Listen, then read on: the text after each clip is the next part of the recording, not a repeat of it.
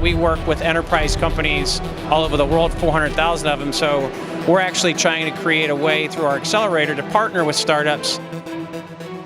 Reggie Bradford is Senior Vice President of Product Development at Oracle. Reggie has been crowned as one of the most influential people in cloud computing and took home MIT's Distinguished Entrepreneur Award. He joins us now on Cloud Moves TV. Reggie, welcome. Thank you so much for joining us. Pleasure to have you on. Well, thank you so much. Always great to be here.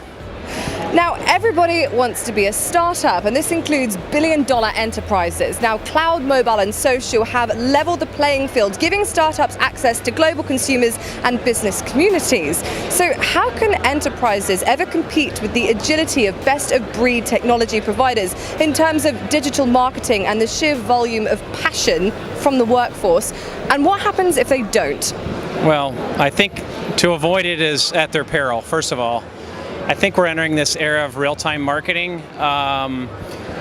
People's biggest currency is time now, it's not money. And so I think that what companies big and small have to be able to realize is that the world is truly flat.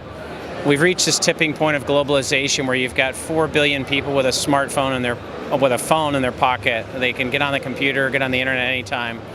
More people are messaging platforms than on social media. So you've got this ubiquitous connected world that enables the smallest companies, 2 people in a garage, and Lisbon can compete with the largest companies in the world. So you've got to recognize that every day matters, and you've got to be focused and leaning in on innovation. One of the things we see really helping enable that is the cloud and the pivot to cloud, because the cloud enables agility, allows you to move fast, yet only 6% of enterprise workloads have moved to the cloud, so there's a huge opportunity still in front of us.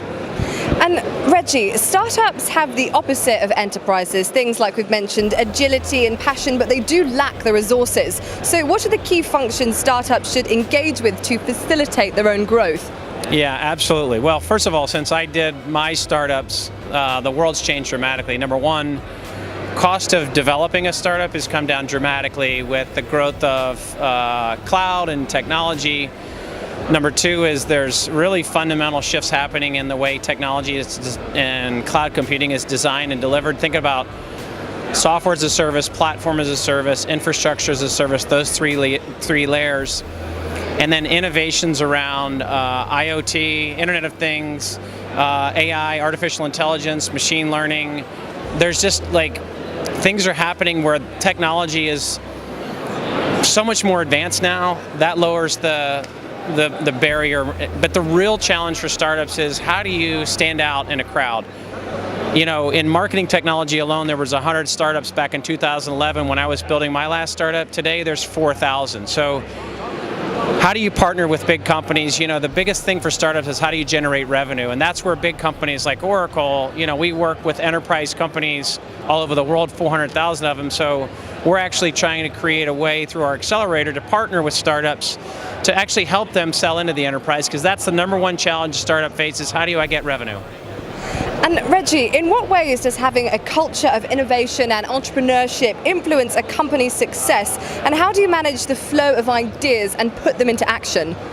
Well, I think you have to have a culture that rewards failure and rewards taking risk. And I know that sounds crazy, but a lot of companies, big companies, get steeped in tradition and the way things have always been done because maybe they want to rest on their laurels because they're making a lot of money. So I think really having that cultural mentality, building a cultural organization that highlights and values diversity, ideas that come from anywhere, that drives decision-making as far down the organization as possible, but holds people accountable. I mean, these are the companies of the future that are going to be so successful.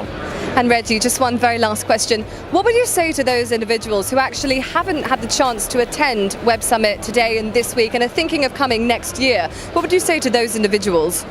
Well, I would say I've never seen an organization that knows how to do events as well as these guys do. They really bring together the best decision makers and they connect you together with the right folks. They really encourage collaboration and you have some fun, you meet great people. I wasn't sure how it was going to work between Dublin and Lisbon, but so far so good with, over 50,000 people. It's a pretty big feat that Patty and the team have pulled off so far. It's very exciting. Fantastic. Reggie, thank you so much for joining us. Pleasure to have you on. That's Reggie Bradford speaking to us here. I'm Emma Boyle, and this is Cloud Moves TV.